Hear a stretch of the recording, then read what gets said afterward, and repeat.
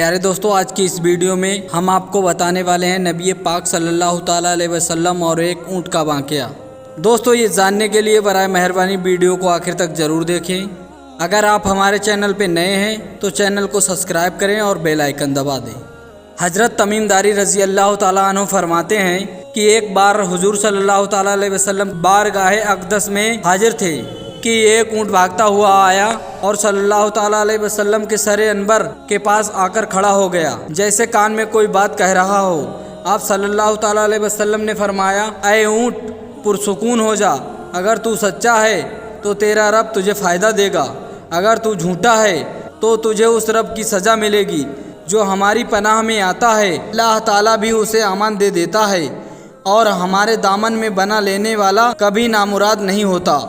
ہم نے عرض کیا، یا رسول اللہ صلی اللہ تعالیٰ علیہ وسلم، یہ اونٹ کیا کہتا ہے؟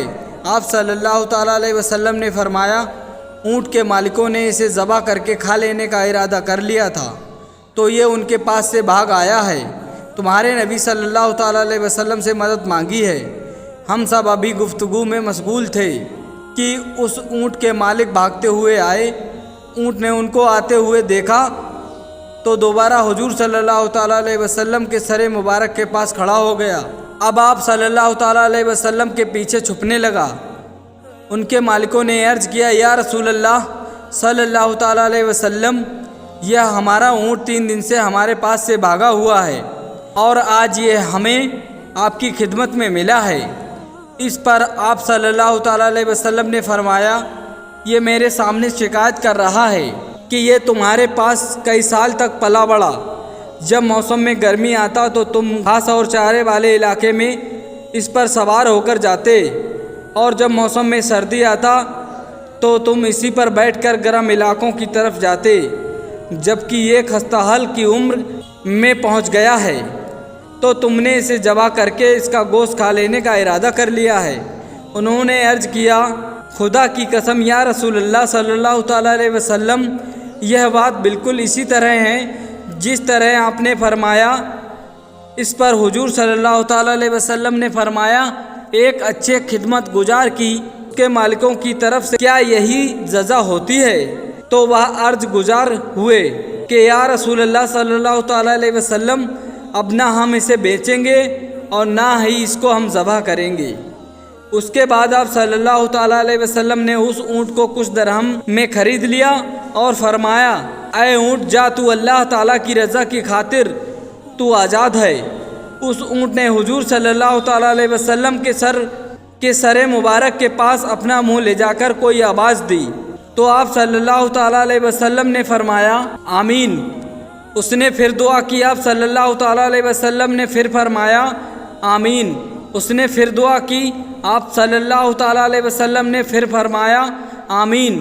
اس نے جب چوتھی مرتبہ دعا کی تو آپ صلی اللہ تعالیٰ علیہ وسلم آپ دیدہ ہو گئے، آنکھوں سے آنسو نکلنے لگے۔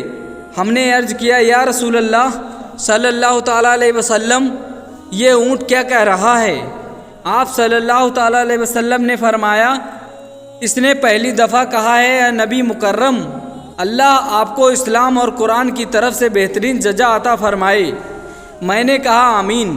پھر اس نے کہا، اللہ تعالیٰ قیامت کے دن آپ کی امت سے اسی طرح خوف کو دور فرمائے جس طرح آپ نے مجھ پر دور فرمایا ہے۔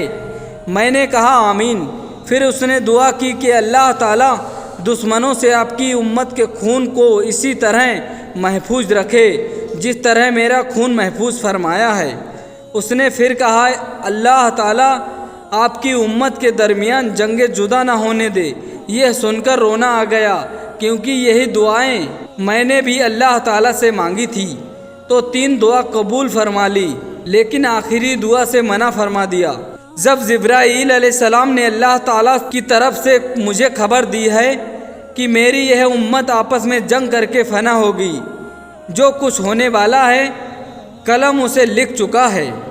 محترم حضرات، نبی کریم صلی اللہ تعالیٰ علیہ وسلم کے حدیث مبارک میں جو لکھا ہے، آج وہ بالکل سچ نظر آ رہی ہے۔ آج کے دور پر نظر دوڑائیں تو ہم دیکھتے ہیں کہ مسلمان کس طرح ایک دوسرے کے خون کے پیاسے ہیں، ایک دوسرے کو کس طرح قتل کرنے کو تیار ہیں۔